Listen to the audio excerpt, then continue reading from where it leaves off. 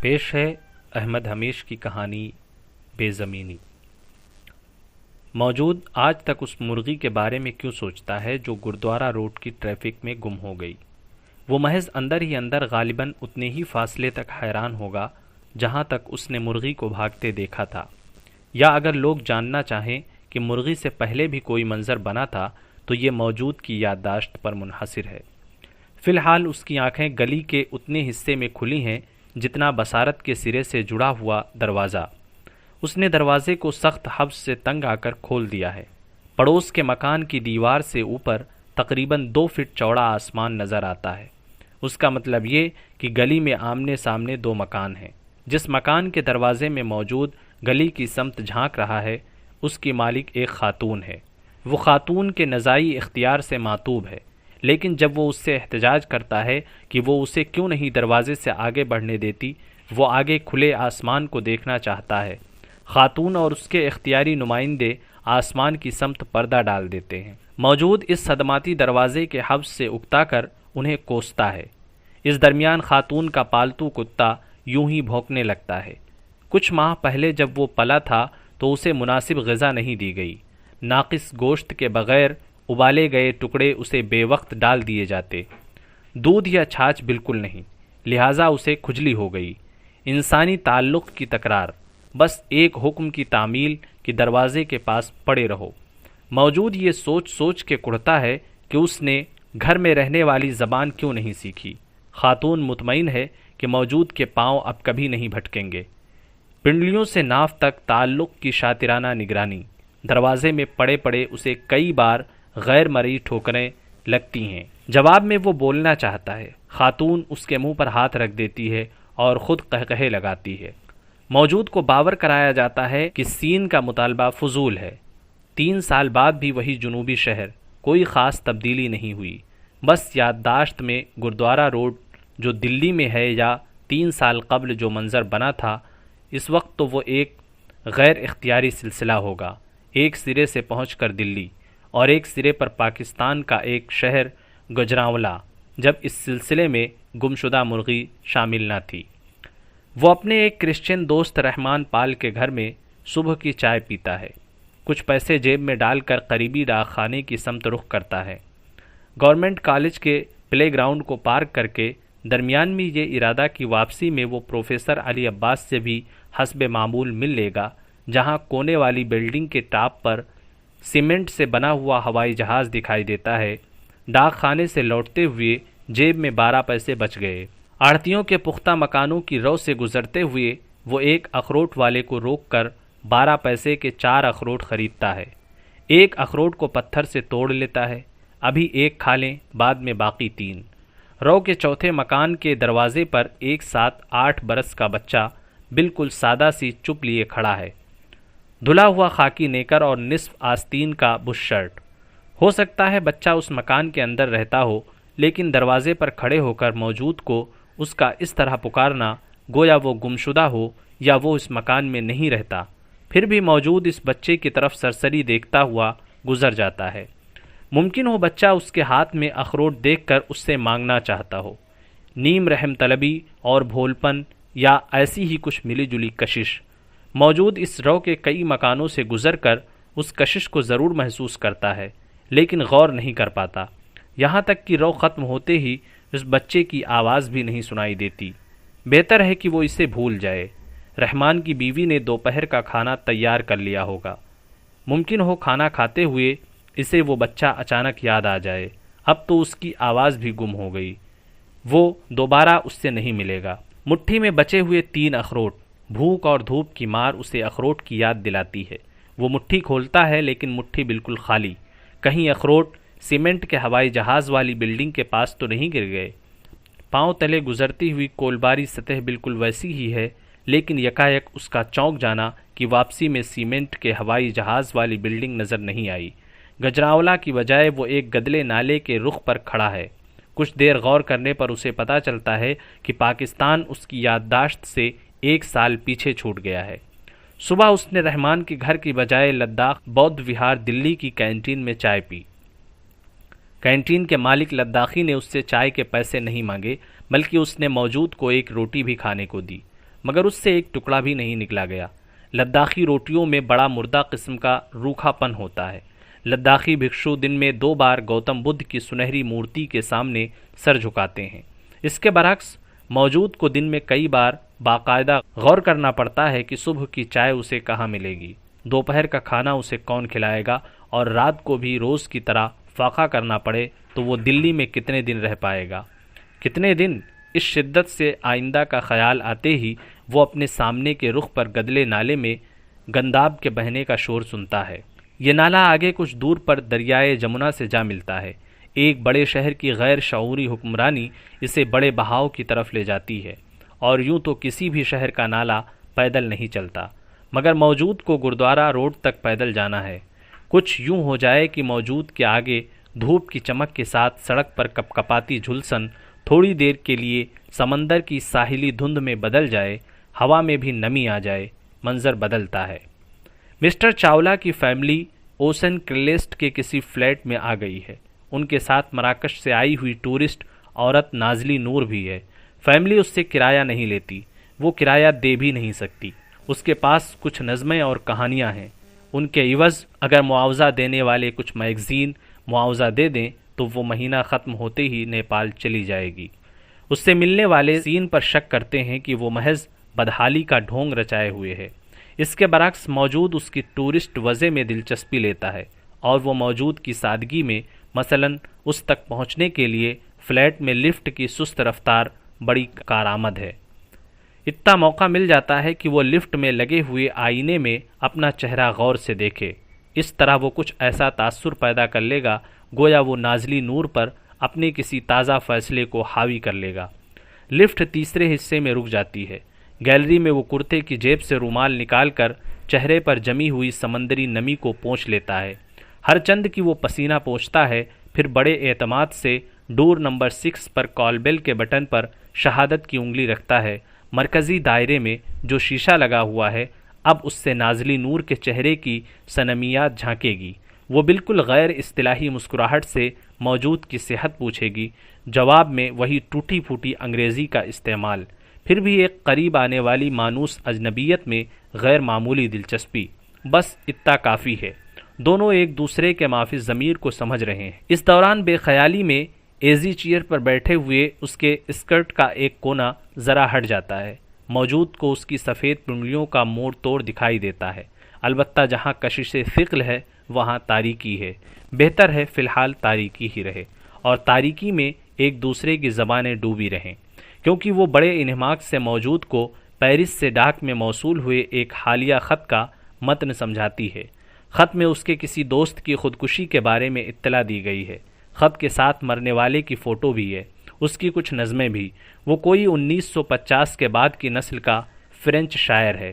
افسوس، موجود واضح طور پر کہنا چاہتا ہے کہ شاعر کو زندہ رہنا چاہیے تھا، لیکن اس خیال سے کہ کہیں موت پر افسوس کرنے کا یہ مصنوعی ڈھنگ ہو، وہ محض گمبھیر ہو جاتا ہے، جبکہ پاس ہی بیٹھے مسٹر چاولہ کے دوست نندو جی کی اکتاہٹ کے کچھ اور ہی معنی ہوں گے یا نہیں۔ نندو جی کے جانے کے بعد نازلی نور فلیٹ سے باہر نکل کر سوئمنگ پول کا رخ کرے گی۔ راہ میں موجود اور نازلی نور کی متضاد مگر انوکھی وجہ کو دیکھ کر کچھ راہگیر فقرے کسیں گے۔ مصروف رفتار ہونے کے باوجود بھی دونوں کسی ریستوران میں بیٹھ کر چائے پئیں گے، لیکن جب وہ سوئمنگ پول کا رخ کرتے ہوئے بہت ہی دکھ کے ساتھ موجود کو بتائے گی کہ آج وہ اسے ساتھ نہیں لے جا سکتی، امریکن ممبر حقارت سے پیش آتے ہیں۔ بس یہیں اچانک بریک لگتا ہے۔ بھوک اور دھوپ سے دلی کی سڑک پر توانائی جھلس رہی ہے، گویا وہ کوئی واقعہ تھا۔ ممبئی میں لگاتار کچھ دن نازلی نور سے ملنے کا نشہ، ورنہ وہ تو پچھلے سال ہی نیپال چلی گئی تھی۔ اس کے بعد اس کی کوئی صحیح اطلاع نہیں ملی اور نہ ملے گی۔ دلی میں وہ خود مشکوک ہے۔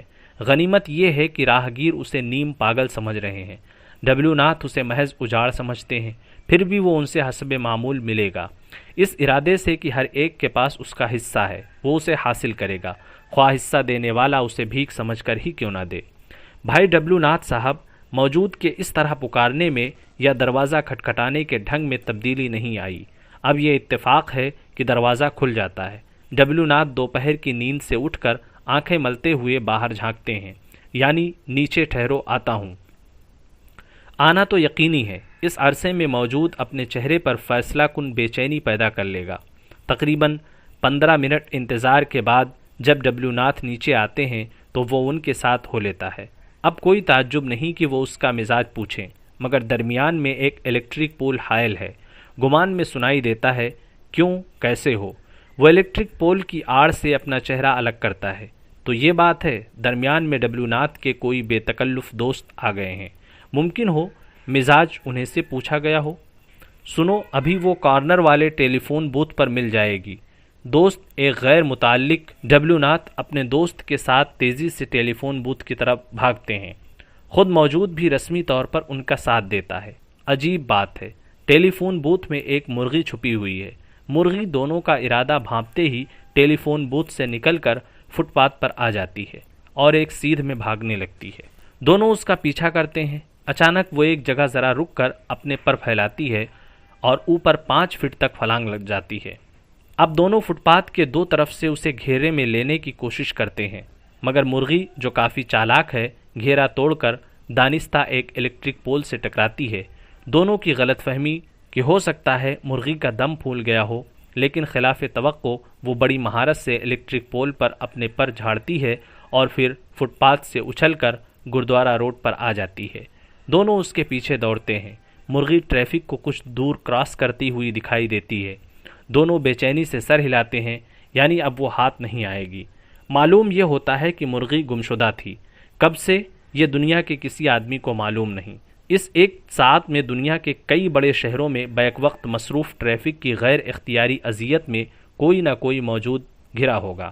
کوئی بس کی کیو میں ہوگا۔ بس آتی ہے، فرض کر لیجئے کہ وہ 5واں سوار ہے۔ اجلت میں پائیدان پر پاؤں رکھتے ہی اس کے دائیں پاؤں کی چپل نیچے گر گئی۔ اب جو ہی وہ ذرا جھک کر چپل اٹھا لینا چاہتا ہے، پیچھے 6واں سوار اسے دھکا دیتا ہے۔ دھکے کھانے کا مطلب یہ کہ 5واں سوار اپنی نیچے گری ہوئی چپل کو بھول جائے اور یوں وہ ہر سوار کی مصروفیت کی اہمیت کو تسلیم کر لے۔ یہ بھی تو ممکن ہے کہ بالفرض اس کا دایاں ہاتھ کسی طرح کٹ کر بس کی کھڑکی سے نیچے گر جائے، تو کیا وہ چلا چلا کر پکارے گا نہیں، لوگوں میرا کٹا ہوا ہاتھ اٹھا دو؟ لوگ کہیں گے کوئی بات نہیں، اگلے اسٹاپ پر بس رکے گی۔ یا بالفرض وہ اندر کے رش میں پھنسا ہوا ہے، بڑا حبس ہے، کوئی ٹھنڈا جھونکا نہیں آتا، یا کھڑکی سے باہر اتفاق سے نیچے گزرتی بھیڑ میں وہ غیر معمولی عورت دکھائی دی، کیوں نہیں وہ پکارتا، نازلی نور، نازلی نور؟ ممکن ہے وہ آواز کی سمت مڑ کر دیکھ لے، تب وہ استدعا کرے گا، رکو، اب سہا نہیں جاتا، میں تمہارے ساتھ نیپال چلوں گا۔ نیپال؟ ایک شخص ٹوکتا ہے، مسٹر یہ ایمرجنسی پیریڈ ہے، مطلب یہ کہ دلی میں نیپال کا نام نہ لیں، بے ریاست مجرم وہاں پناہ لیتے ہیں۔ معاف کیجئے، میں ایک عورت کے بارے میں سوچ رہا تھا۔ عورت؟ کیا سوچ رہے ہو؟ پہلے اپنے کھانے کی فکر کرو۔ ڈبلیو ناتھ ایک ممکن سلسلے کو مزید بڑھنے سے روکتے ہیں، لیکن خود کچھ منٹ کا وقفہ دے کر گردوارہ روڈ سے ملنے والی مین روڈ کے فٹ پاتھ پر رک جاتے ہیں۔ یہ سامنے والا مکان دیکھ رہے ہو؟ ہاں۔ موجود مکان دیکھنے سے زیادہ ڈبلیو ناتھ کی ڈرامائی تبدیلی پر دھیان دیتا ہے۔ مکان مین روڈ کی دوسری طرف والے فٹ پاتھ کے حاشیے پر ہے۔ وہی ڈرامائیت، اس مکان میں میری بیوی رہتی ہے، لیکن میں اس سے مل نہیں سکتا، اپنے بچے کو بھی نہیں دیکھ سکتا۔ کیوں؟ موجود کے سوا بھی کوئی ہو تو اس پر ایسا ہی تاثر ہوگا۔ ڈبلیو ناتھ واقعی بہت دکھی ہیں۔ انہوں نے اتنے بڑے دکھ کی اطلاع دینے کے لیے سہ پہر سے اتنا وقت لیا، اتنا ضبط بھلا کون کر سکتا ہے؟ وہ جو مرغی تھی وہ تو غائب ہو گئی، البتہ اتنی دیر میں موجود کو دن بھر کی بھوک کو ضبط کرنے کی ٹریننگ ملی۔ یوں مسٹر سریندر مارکسی نہیں، وہ کئی بار موجود کو دیکھ کر اسکوٹر روک لیتے۔ دوست حوصلے سے کام لو، کبھی میرا حال تو تم سے بھی بدتر تھا۔ شہر کی بلڈنگوں کے نیچے ہاتھ پھیلائے اس آس میں پھرتا تھا کہ کوئی اوپر سے جھوٹا کھانا پھینک دے۔ یوں اپنی جگہ کوئی فرد غالباً غلط نہیں، لیکن جہاں اسے 1 سے 2 کا اجتماعی اسٹیج ملتا ہے وہاں وہ اپنا قد بھول جاتا ہے۔ کمار سے موجود کا کوئی نجی جھگڑا تو نہیں تھا، لیکن جب درمیان میں کسی معمولی سی بات پر موصوف محمود نے موجود کو کمار پر فوقیت دی تو کمار بوکھلا گیا۔ اس کا رخ موجود کی سمت تھا۔ یہ مت بھولو کہ میں کٹر ہندو ہوں۔ اس طرح کے انکشاف سے کسی ایسے آدمی کا چونک جانا فطری بات ہے جو کسی کو کٹر ہندو یا کٹر مسلمان سمجھنا پسند نہ کرتا ہو۔ اور ہندوستان جیسے ملک میں بھلا اس بات کی اہمیت کیا ہے کہ ہر شخص میں خواہ مخواہ کے احتجاج کی صلاحیت پیدا ہو جائے۔ کمار کی سمجھ میں یہ بات نہیں آ سکتی کہ اگر ایک تیزی سے گھومتے الیکٹرک فین کے مرکز پر بہت سی چیوٹیوں کو چپکا دیا جائے تو ان کو فین کے گھومنے کا احساس کس طرح کا ہوگا، اور وہ احساس کیا ہے جو ایک سرے سے ہوتا ہے۔ زمین جو بہت تیزی سے گھومتی ہے، اس کے سرے کہاں ہیں؟ کروڑوں لوگ تو درمیان میں ہی محبوس ہیں، سرے ملتے ہی کہاں ہیں؟ زیادہ سے زیادہ لوگ یہی کہہ سکتے ہیں کہ ایک افق جہاں ختم ہوتا ہے وہاں سے کوئی افق شروع ہو جاتا ہے۔ جب زمینی جنگیں تیز رفتار گھوڑوں پر سوار ہو کر لڑی جاتی تھیں تو سپاہی اور گھوڑے بیک وقت زمین کی سطح سے گزرتے ہوں گے۔ اب طویل سطح ملتی ہی نہیں۔ سپاہیوں اور گھوڑوں کے درمیان تمام گزرتے منظر جہاں کے تہاں چپک گئے۔ ذرا آج کوئی گھوڑوں کی آنکھوں میں جھانک کر دیکھے، اب ان کی آنکھوں میں پرانی جنگوں کے مناظر دکھائی نہیں دیتے۔ تناسب کا تو وجود ہی نہیں رہا۔ پھر کسی کے کٹر ہندو یا کٹر مسلمان یا کچھ بھی کٹر ہونے سے کیا فائدہ؟ کیونکہ آج جو جنگیں لڑی جاتی ہیں ان میں گھوڑوں اور آدمیوں کا استعمال نہیں ہوتا۔ گھوڑے اور آدمی اب پیدا ہی کہاں ہوتے ہیں؟ یوں کچھ مفروضہ حدوں میں کیمپ لگے ہوئے ہیں۔ فیملی پلاننگ کا کیمپ زمین کے محدود ہو جانے کے بعد ایک ہی تو بہادری باقی تھی، شہوت، وہ بھی حکومت چھین رہی ہے۔ جب شہوت ہی نہیں رہے گی تو احتجاج بھی نہ ہوگا، البتہ مسخروں کی اہنسا کا بول بالا ہوگا۔ چلو موجود، بھاگو یہاں سے، یہ لوگ شہوت اور احتجاج کو ختم کر دینے والے بھوت ہیں۔ باقی کیمپ بھی ویسے ہی ہیں۔ بھاگو موجود، ضمیر کو سنو یا ان گھوڑوں کو تلاش کرو جن کی آنکھوں میں توانائی کی جنگوں کے منظر ہیں۔ آبادیوں اور جنس کے ناآسودہ نمائندے اگر اسے روکنا چاہتے تو روک سکتے تھے۔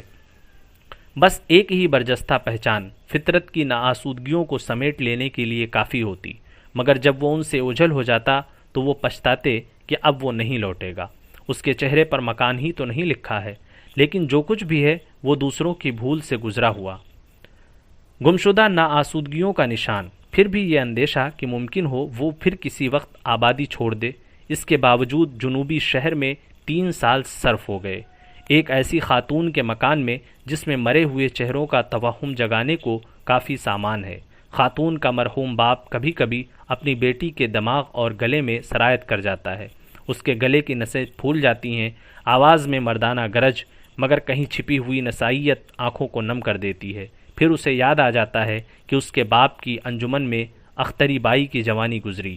ایسے باپ کی بیٹی یعنی خاتون 3 سال قبل وہ اسے ایک خواب میں دکھائی دی تھی۔ اس کے بالوں میں سرخ ربن بندھا ہوا تھا اور بالکل ایسا ہی مکان، آنگن میں انگور کی بیل اور کسی کونے میں سفید بکری بندھی ہوئی تھی۔ اتفاق سے واقعہ بھی ہوا، سب کچھ ویسا ہی ملا، لیکن ان دنوں مکان میں لالٹین جلتی تھی۔ رات کو جب ہوا چلتی تو لالٹین کا بھڑکنا اسے ڈراؤنا لگتا۔ وہ چلا چلا کر خاتون کو پکارتا، وہ قریب آتی، اور یوں آہستہ آہستہ جب وہ قریب بڑھتا گیا تو وہ اس پر حاوی ہو گئی۔ کبھی ایسا بھی ہوا کہ خاتون اس کے ڈر کا تماشا دیکھنے کے لیے مکان کے کسی کونے میں چھپ گئی۔ اس کے سرہانے لالٹین کی کانپتی لو میں تکیے پر اس کی آنکھیں کھلی ہوئیں۔ اس کے عقب سے کوئی تل چٹا تخت کے پایوں سے اوپر چڑھایا۔ 1 سیکنڈ میں اس کے سر سے آگے نکلے ہوئے 2 بال لالٹین کی لو سے منعکس یوں پرچھائی انلارج ہوئی اور وہ گھبرا کر اٹھ بیٹھا۔ تلچٹا بھی اس رد عمل میں ایک طرح کے مجرم شعور کی جھلک سے تکیے کے پیچھے چھپ گیا۔ کونے میں تماشا دیکھنے والی خاتون قہقہے لگانے لگی، تو آئندہ یہ سب کچھ نہیں ہوگا، موجود کا فیصلہ، اور مکان میں لالٹین نہیں جلے گی، بجلی کی روشنی، اور غالباً اندھیرے کے سارے خوف دور ہو جائیں۔ پھر بھی خاتون لالٹین کو اپنے مکان سے نکالنا نہیں چاہتی۔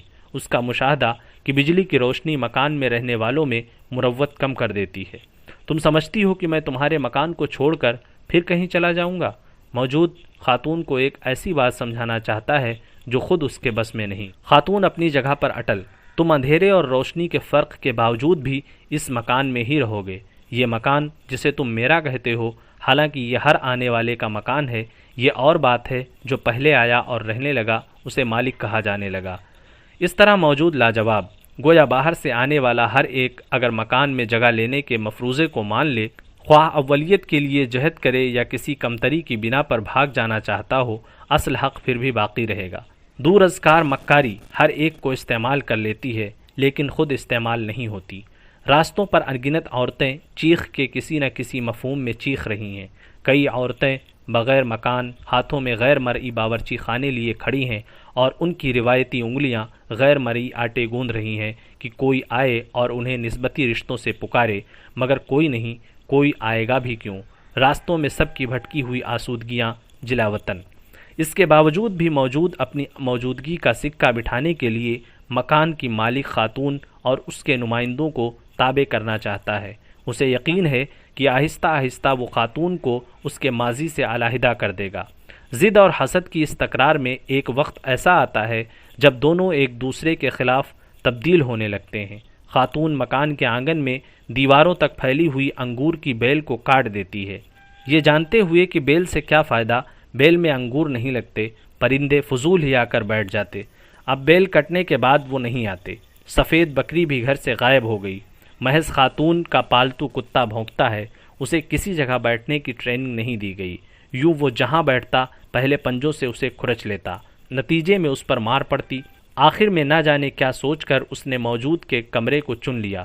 دروازے کے پاس ہی کونے میں رکھی میز کے نیچے بیٹھنے میں ضرور اسے کچھ راحت ملتی ہوگی۔